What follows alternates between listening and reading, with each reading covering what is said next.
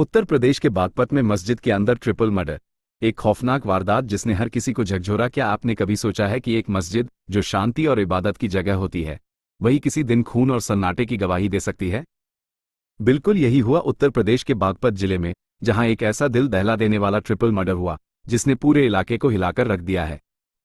मस्जिद की दीवारों से तकरीर की जगह अब सिसकियां गूंज रही हैं और हर कोई पूछ रहा है, आखिर ऐसा क्यों हुआ? गागनौली गांव की ये वही मस्जिद है जहां इमाम इब्राहिम साहब सालों से नमाज पढ़ाते थे और ऊपर के कमरे में अपने छोटे से परिवार के साथ रहते थे। सब कुछ हमेशा की तरह ठीक था, जब तक कि 11 अक्टूबर का वो मनहूस दिन नहीं आ गया। इब्राहिम किसी काम से देवबंद गए थे। कुछ घंटे बाद जब वो लौटे और अपने कमरे का दरवाजा खोला, तो जो नज़ारा उनके सामने था उसने जिंदगी भर के लिए उनकी रूह हिला दी।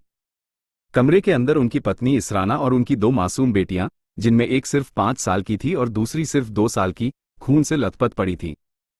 घर में हर तरफ खामोशी थी, लेकिन उस खामोशी के पीछे छिपी थी एक खौफनाक चीख।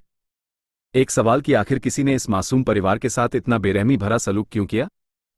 जैसे ही गांव में ये खबर फैली, पूरा इलाका आक्रोश और दहशत में डूब गया। पुलिस और फॉरेंसिक टीमें मौके पर पहुंची। डीआईजी कलानिधि नेथानी खुद वहां पहुंचे। लेकिन जैसे ही पुलिस शवों को बाहर ले जा रही थी, स्थानीय लोगों का गुस्सा फूट पड़ा। लोग सवाल पूछ रहे थे, कौन है वो दरिंदा, और आखिर मस्जिद जैसी पवित्र जगह में ऐसी वारदात कैसे हो गई? सीसीटीवी फुटेज चेक की गई और वहीं से शुरू हुई इस केस की सबसे बड़ी पहेली।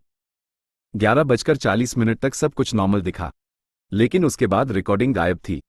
पूरा फुटेज ही कट गया था और अगला रिकॉर्ड 12:30 बजे का मिला, यानी करीब 50 मिनट की पूरी मिस्ट्री, जिसे किसी ने जानबूझकर मिटा दिया था। पुलिस ने जब गहराई से जांच की तो सामने आया एक चौंकाने वाला खुलासा। मौलवी इब्राहिम जिन 2 लड़कों को मदरसे में तालीम देते थे, वही दोनों नाबालिग छात्र इस हत्या के पीछे निकले। जी हां, वही बच्चे जो रोज उन्हीं के सामने कुरान पढ़ते थे, उन्हीं के घर में रहते थे। उन्होंने ही हथौड़े और छुरी से मौलवी की पत्नी और बेटियों की जान ले ली।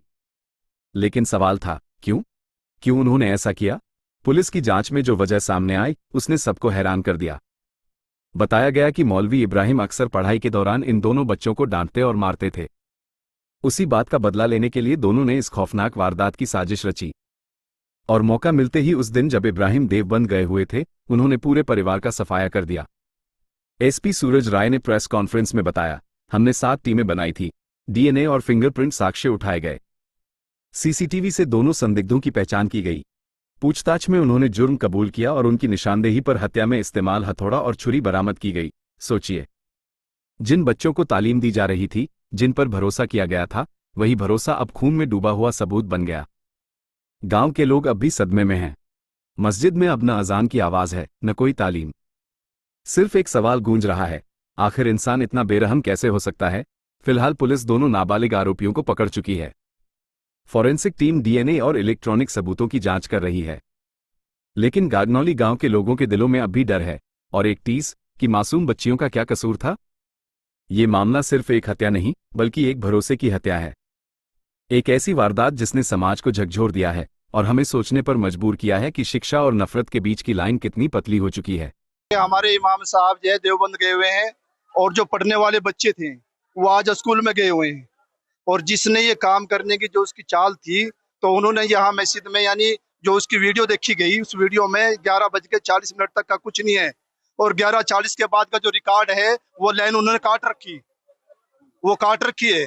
उसमें पुलिस वालों ने भी देखा, हमने भी देखा, लेकिन 11:40 से बाद का रिकॉर्ड नहीं है, वो 12:30 बजे के बाद का रिकॉर्ड। कहीं किसी काम से बाहर गए हुए थे, तो वहां पर उनकी पत्नी और दोनों बच्चों का शव मिला। इस घटना पर तत्काल थाना police, CO Baraut, additional SP मेरे और स्वयं डीआईजी महोदय के द्वारा भी घटनास्थल का निरीक्षण किया गया और तत्काल घटना के सफल अनावरण के लिए 7 टीमें लगा दी गई।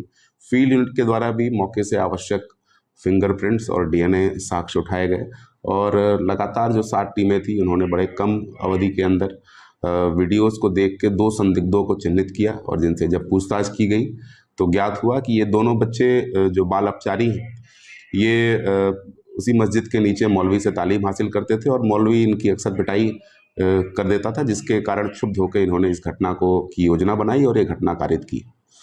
इन दोनों बाल अपचारियों के निशानदेही से घटना में प्रयुक्त हथौड़ा और छुरी बरामद। अगर आपको हमारे चैनल की वीडियो पसंद आई हो तो उसे लाइक, शेयर और सब्सक्राइब करना न भूलें। वीडियो को अंत तक देखने के लिए आपका धन्यवाद।